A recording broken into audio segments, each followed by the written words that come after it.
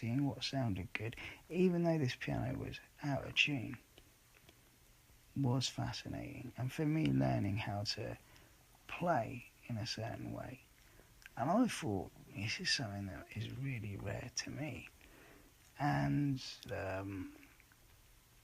literally, I could strike the top note and the bass note together and then do a little 2 or 3 note flourish with the other 2 fingers and then create some sort of movement. And then it would sound like I was doing more than what I was, because the resonance was off and it was slightly detuned, and the pedals didn't work, and I could only use part of the piano. And then the further I went up, the more sort of ghostly and ghouly it sort of sounded.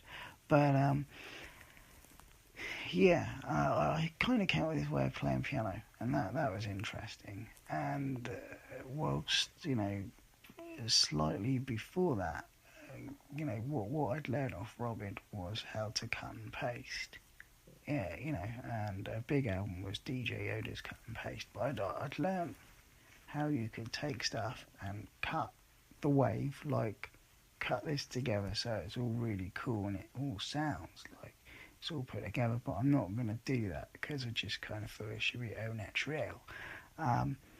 When I wrote the song Pictures, which is on Wheelchair Sex to Philosophy EP, I literally, Bryony went away, I picked up her guitar, and her guitar was this really old guitar, had no plugins, nothing, and it was a bit of a family heirloom to her. But I picked it up and sort of just played open string. And in the band, I'd been listening to a lot of Metallica, but especially the classical stuff. But Nothing Else Matters is a brilliant song, and I like the idea of something being open stringed. But more to the point, I liked the sound of Bryony's guitar, and I liked the open strings that I was hitting. It kind of created this rocking and backing and forth motion, and I just come out of being very ill out of hospital, and my little sister was still very young, and I'd just gone into the chair and all the rest of it. But I wanted to write a song about my little sister. So there's the idea right there. The second part of the idea is I want this to sound like it's a lullaby. I want it to sound like rocking back and forth, like you're rocking a baby. Boom. Okay, we're halfway into the idea here. We've established what the idea is. The idea is you're going to write this song. Okay, cool. So Bryony comes back in and she goes, do you want me to call it? Do you want me to do this? Do you want me to do that? I said, no, you know what we'll do? We'll go outside. We'll use the plastic mic with sellotape. We'll use the hallway acoustics. And I'm just going to record you playing that for as long as you're here. So she was there for another 3 hours. And I think 15 cups of tea later. And I cut together this track. For the next 3 days, I went through take after take after take, and from that I just said keep playing the open strings, but just keep doing variations of things with the open strings, and then I'll put a song together. And that's what I did. I took her variations, I pinned them together, and I said, we wrote that song. She went, no, you wrote it, because I've got to go away and relearn it now. So straight away, obviously it was like, because, the evolution had started with me. Then I had to give it to Bryony to go off and relearn it, because she couldn't even remember doing the tempo changes, the chorus, the key changes. That was all from her subconscious. And I realised that this was a very good way to write. And in that same week I wrote Story, which is a single that's out, and that's just chopsticks, and I wrote that on the out-of-tune piano. And literally, the cool thing with that is that if you hear the original demo on the out-of-tune piano, which I got actually graded at during my degree many years later, the initial riff, the riff you hear now is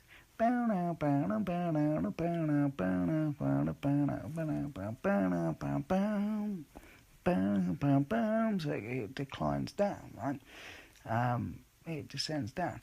But the initial riff was do do. It was like do do do do do do do do do do.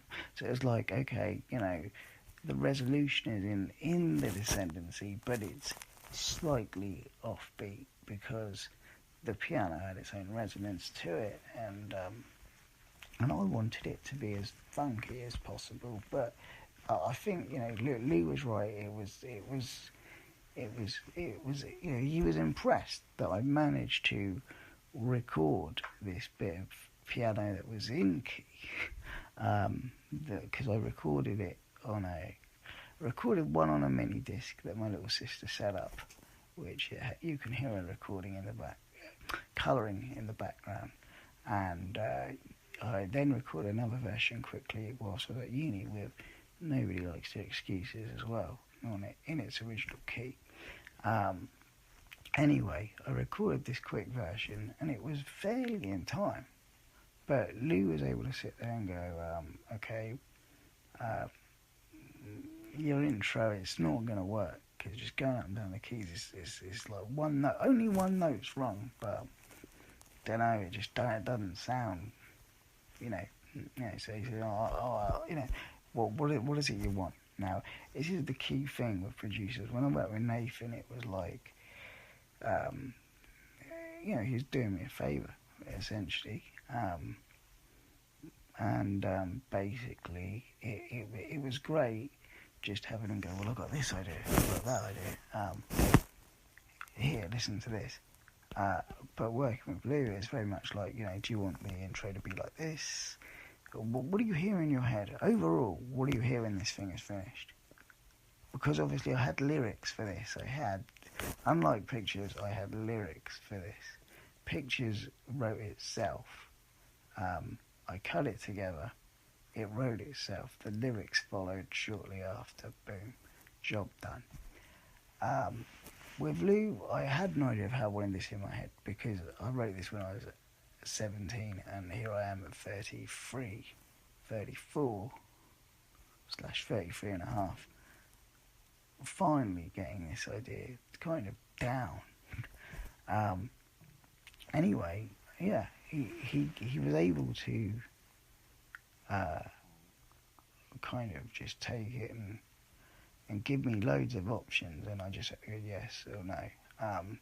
But the other producer I work with, and I consider every producer I work with a friend, and a producer second. And the person that I owe a hell of a lot to is Mike Taylor, because he took a lot of songs that I was carrying around for a long time in demo form, because I'd find guitarists here and there, and I'd say, oh, can you play this? And they'd be like, yeah, okay. And then they would record it really quickly and then go off. And then I would use that as my backing track live.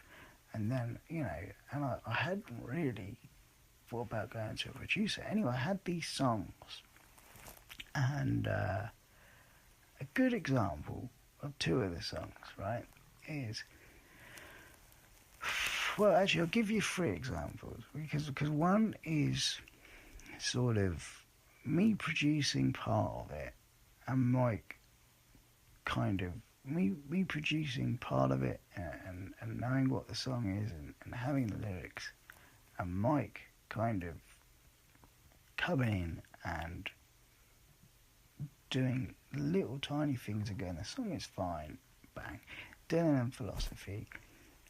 I recorded the guitar to that when I brought a VS2400 station, and we had a dodgy condenser mic, and it really wasn't, dodgy vocal mic, and we DI'd it in and stuff, and we had flute with it initially, but I took the guitar and I gave the guy the chords, and I remember writing the lyrics after they went. It took me 20 minutes, and this thing just happened really quickly. I just let the guy bang the chords out,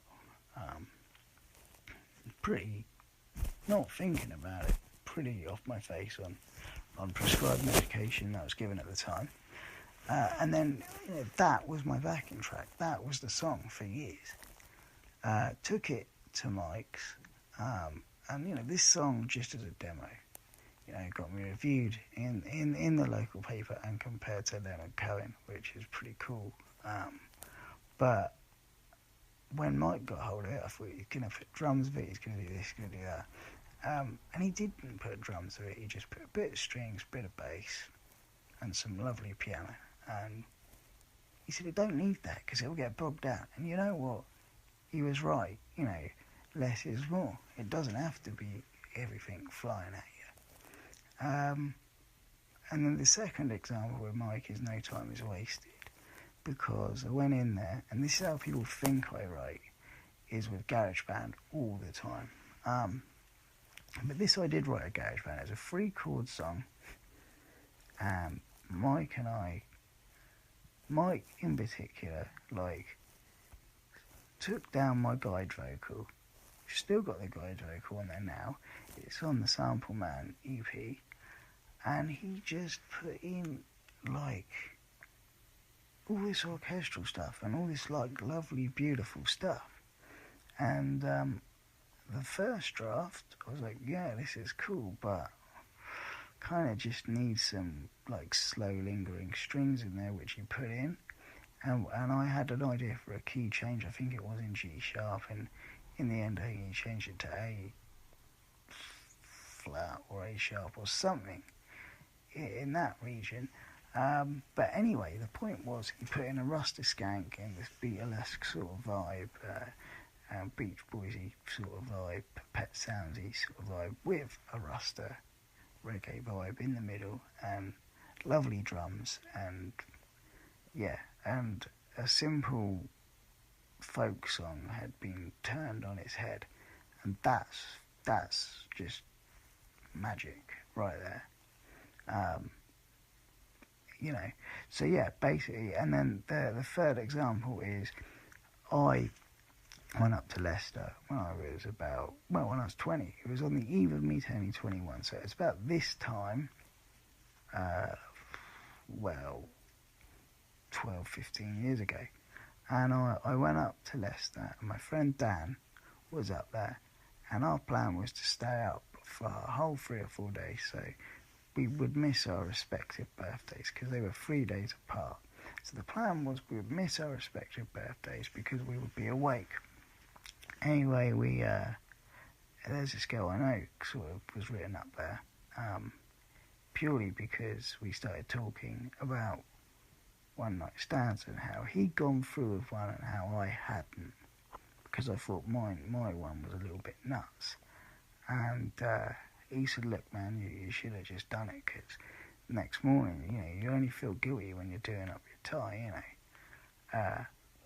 And that sort of was like, well, I use that as a lyric. And then I sort of, and it goes, and at the end of the day, I don't know this girl, she's just a girl I know. So I sort of went, hey, there's a song there. So we literally just started riffing on that, and it wrote itself. So again, the lyrics and the song was already there. When it came to producing it, about 2-3 years later, properly, I went through the CD. I went through the CD of ideas. I've still got the CD of ideas that Dan sent me down that we worked on. And there's this girl I know was there. And it's very similar to Dylan in its chord structure, but I'm not going to get caught up on that. Basically, Dan presses the distortion pedal halfway through. So I know that my vocals have to be a certain way. They have to be quite quiet, and they have to be quite bluesy, and they have to be a certain way. But I've got my plastic mic and my laptop there, so that's all cool. So I know that I lay down the vocal, and I'm happy with the vocal. I only had 20 minutes to do it because literally the foster kids are coming in, and then I just sat there and edited. Well, just sat there and really just kind of let the vocal be until Dan stepped on the distortion pedal, And it was just general distortion, really. I think it was overdrive distortion or something like that. Some form of distortion, variation of overdrive.